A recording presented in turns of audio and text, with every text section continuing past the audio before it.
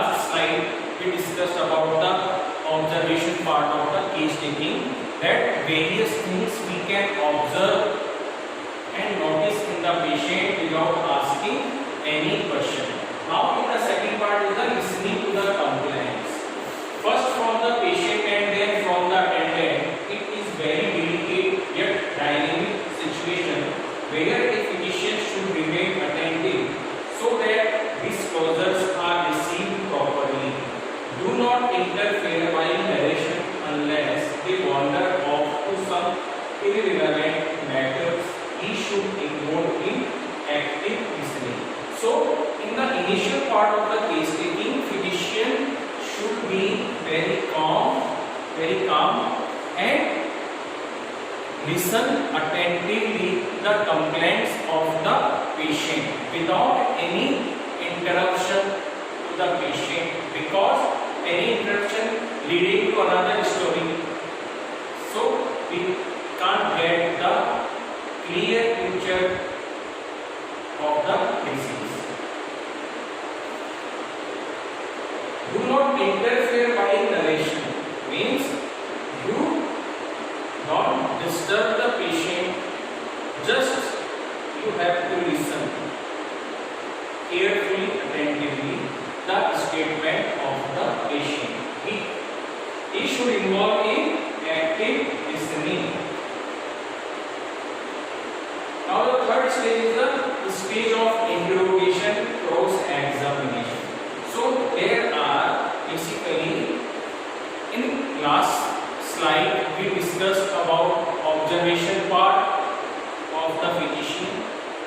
Second is the listening attentively, and the third is the stage of interrogation, cross-examination. Now fill the gaps left in the just previous stage in order to complete the symptoms with respect to their location, sensation and modalities. Cross-examine the patient and attendants to classify the data. This is the most difficult stage, case taking. It necessitates sufficient sympathy, patience, introspection and tactfulness on the part of the physician. Any hurry or bluntness will completely spoil the whole picture of the case. Now in the third stage, physician has right to complete the information which was incomplete in the second stage. And the role of physician is to listening only.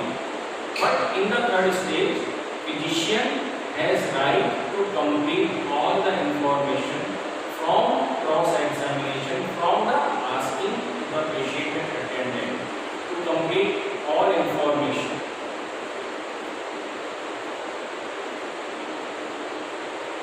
Now the fourth stage is stage of clinical examination, in which general examination and examination of various organs and the systems. So general examination and the systematic examination should be performed.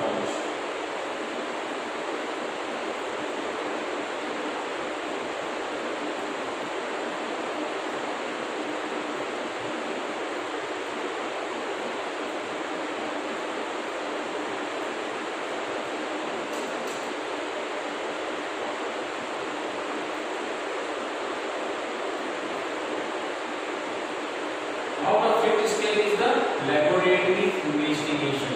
If physician feels that there are some need of some laboratory investigation, then he can suggest or advises the needful investigations. Stage of diagnosis of the case. Now that is the sixth stage of case taking. Different forms of diagnosis are pathological diagnosis, means physician have to make disease diagnosis, etiological diagnosis, exciting and maintaining cause of the disease, chronic miasmatic diagnosis, the fundamental cause of the disease. So miasmatic diagnosis means to find out the main mechanism behind the disease condition, behind the deranged vital force. Personality diagnosis, peculiar, constitutional, temperamental and mental, that is the personality diagnosis. Behavior, cravings, aversions, peculiar reactions to environmental conditions, rest, movements, etc. So all these factors describe the person, describe the temperament, describe the constitution of the person. And the fifth is the therapeutic diagnosis, depending on outstanding individualizing peculiarities elicited under above noted investigation. That is the therapeutic diagnosis. Means depending on the outstanding individual peculiarities. Means this point, therapeutic diagnosis is basically related to the based on the totality of the symptoms, how we may totality symptom, and on the basis of we can easily prescribe or select the symptom. On which ground? The characteristic symptoms, the peculiarity of the person.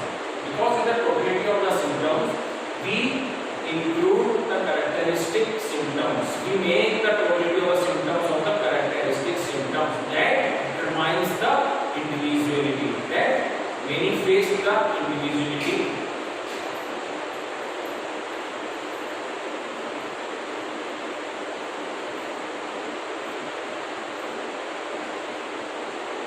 Qualities of a physician conducting inquiry. So there are some guidelines in the aphorisms through which we can collect the pure picture of the disease in a unprejudiced way. So aphorism 83 is very interesting and very important, and if we follow these guidelines by taking the case, then there is less chance of error to note down the symptoms. So first is the freedom from prejudice. Physician should be unprejudiced observer. He has the qualities of unprejudicedness. So what is the prejudice means? Judging the present on the basis of past experience, which lead to a fixity, rigidity of thinking. Physician should not use his own yardsticks and parameters to understand the case. Means prejudice comes from our past experience. So we have to be very careful while taking the case, because our past experience, example for, we have some good result from any particular remedy like arsenic, like metformin, and at present time, in present time, if we see this case is very like the same that I got in last month, then there is a 99% chances to become prejudiced, because he got the best result in past from this remedy and in the same case of the disease. Then he tried to prescribe that particular remedy. So it is very, very big for the big error.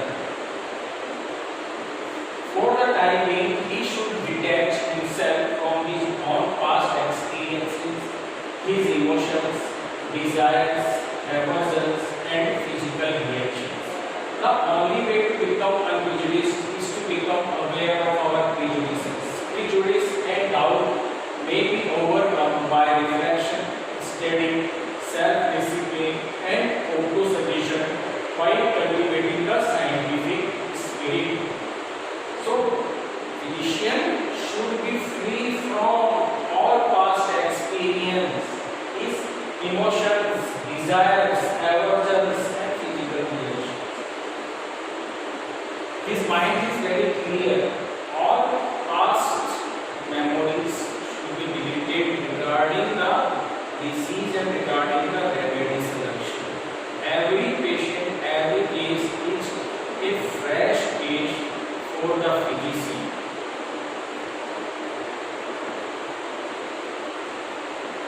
Now the second quality is sound senses. In order to obtain a complete picture of the disease, one has to know what to notice and where to look for in a given case. A physician's sense can be called sound only if he is capable of utilizing them in an undisturbed, uninterrupted and unbiased way. It depends on the sensitivity and commitment of the physician to his profession. Now the second quality is the sound senses. First quality is the unusual observer, second is the sound senses, and the third is attention in observing. While physician observes the patient, he focuses or concentrates on the patient, how he behaves, how he reacts, his gestures, his tone, all these things should be observed carefully. A careful observer alone can become a true healer of disease. In order accurately to perceive what is to be observed in patients, we have to come out of ourselves and attach ourselves with all powers of concentration upon the subject, poetic fancy, fantastic wit, and speculations must for a while be suspended, and all overstrained reasoning, forced interpretation, and tendency to explain away things must be suppressed. His attention should be on the watch that nothing actually present, escape his observation, and also what he observes be understood exactly as it is. The capability should be acquired by practice, and the best opportunity for exercising and perfecting our observing faculty is afforded by instituting experiments with medicines upon ourselves. So this is the third quality of the physician, that is the attention. Second quality is the unusual observer, and